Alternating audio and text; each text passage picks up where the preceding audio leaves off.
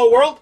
Welcome to Monday Media Review here at Two Guys on the Couch. I am George. And I'm Joe. We're here to wade through the bullshit, give you our opinions on upcoming movies and games. This week we got one review for you for the game Mafia II. Boom, boom, boom, boom. When you pull this off, I won't forget it. Trust me.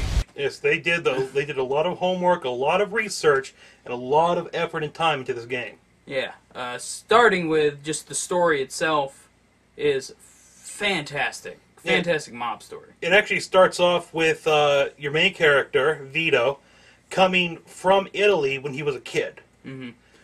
Well, that's just that's in the intro backstory, yes. But it starts the game. You go off to World War II. You fight a little bit for a mission that's like a tutorial thing. Mm-hmm. Then you Teaches come how back. To shoot. Then you come back, and it's the winter in the 40s, and there's a few chapters in that, and then it switches over.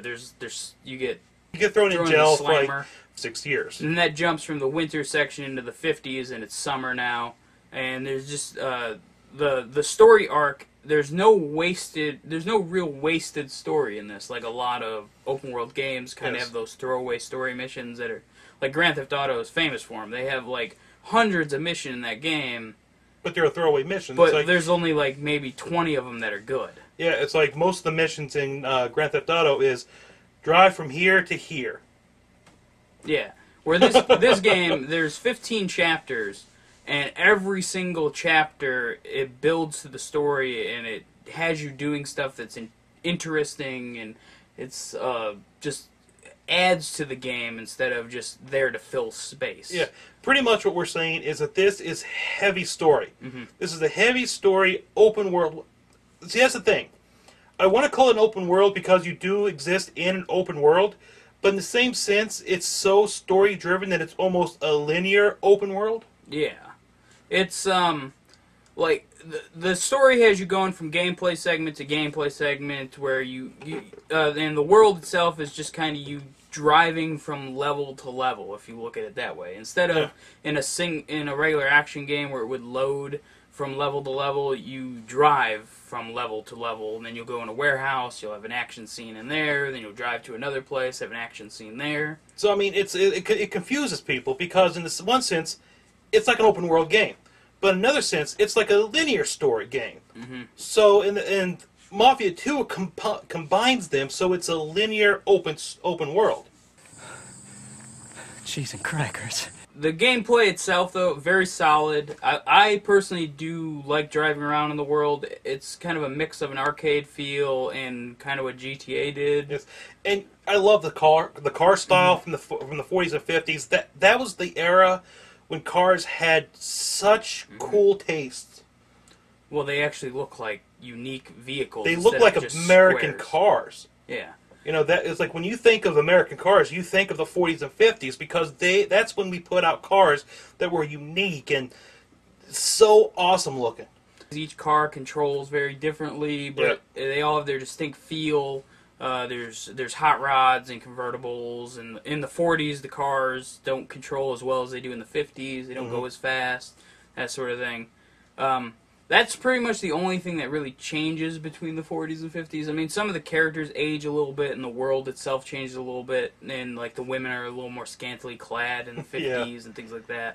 But what's really cool is like in the 40s, when you come back from war, you actually, if you pay attention, there's pro-American propaganda everywhere. Mm-hmm. Pro-war, it's like that one. Well, there's radio ads for that too. I mean, it's very much the time period. It's that's what they nailed in this game is the atmosphere. Make you feel like you're in that time period. Yes, they did an excellent job. Probably, it makes you feel like you're in the 40s better than any other game they've ever put out. Mm-hmm. But just not, 2K, but any game that takes place in that era. This game feels like the Godfather games, they kind of make you feel like you're in the era.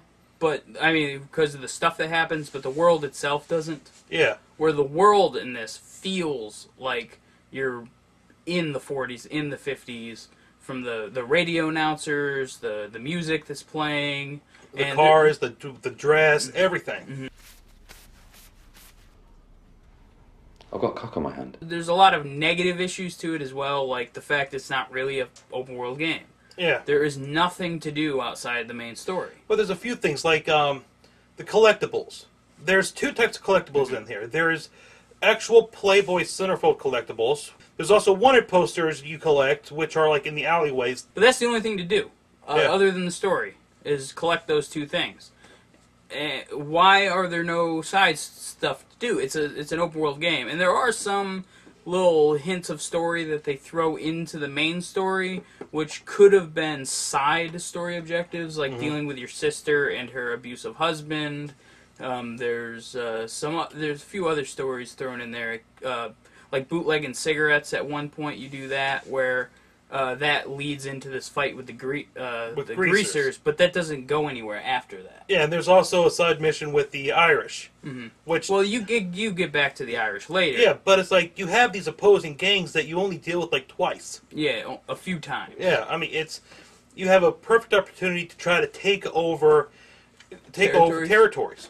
I like the way Saints Row does it, where you have every territory is owned by a certain gang. Yes. You go in, you do mission-based objectives for the gang, you do territory objectives for specific gangs. Like, it would have fit really well if they broke the city up into that, and the mob is trying to take it over. Yeah, and like for example, in The Godfather, it was owned by different families, and you had to take over, territories from the different families. And also, there's other side things, like, why are there no contracts that you can do? Yeah, on contract people? killings. There's, for instance, there are chop shop things you can do, but they're not really side missions. You just kind of hijack any car on the street, bring it to a crusher, and you get like $500 for it. Yeah. Which the money in the game is pointless. You hardly ever use it, and then you also get reset twice. When you go to prison and later something happens that you lose all your money again. They Metroid it. It really sucks balls because of how it's done.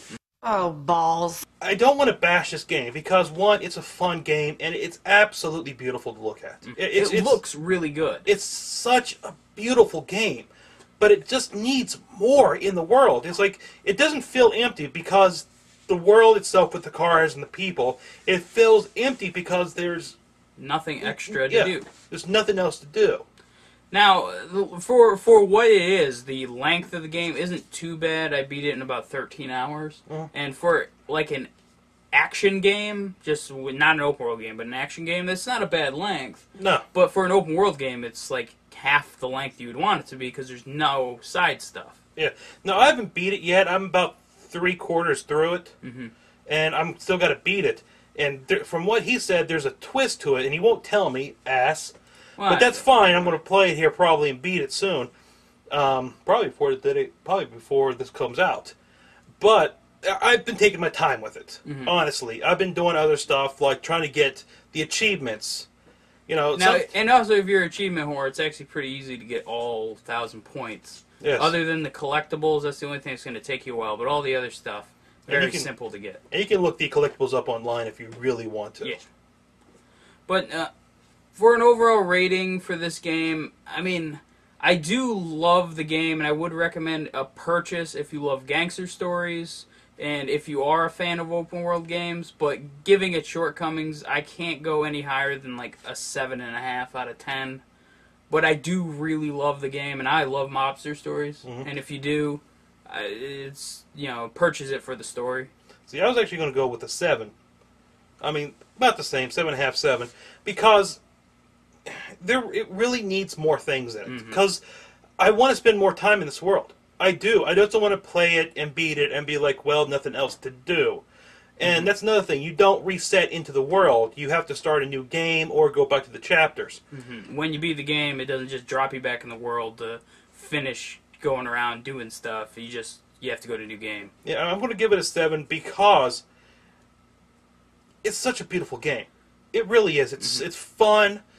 And it's like, I guess the one thing is, don't look at it as an open world game. Look at it as the world is so you can get from point A to point B, and cops can get in your way. I'm a cop, you idiot! There is DLC coming. There is Day 1 DLC if you bought it on PS3. I have no idea what it is because I bought it on Xbox. Because I forgot the DLC was exclusive to PS3. They announced that at E3. Or else I probably would have bought it for my PS3. But there's also another one coming for both consoles later. I don't really know what it adds. It's in the back of the instruction manual. just a picture of it. Hopefully they'll add more stuff to the world through DLC. Which would easily be able to... I mean, which they could easily do, honestly. As long as the architecture of the game is set up to do so. Yes. We had problems with you from the very beginning. Yeah. Well, all your problems are just about over, pal. That's going to do it for the Monday Media Review here on Two Guys on the Couch. I'm Joe. And I am George. We'll see you next time here on the couch. Oh, what's that stink? Eddie, you puke? Oh, no. Must be Frankie Potts. That asshole puked in your car? Nah, he's in a trunk. What?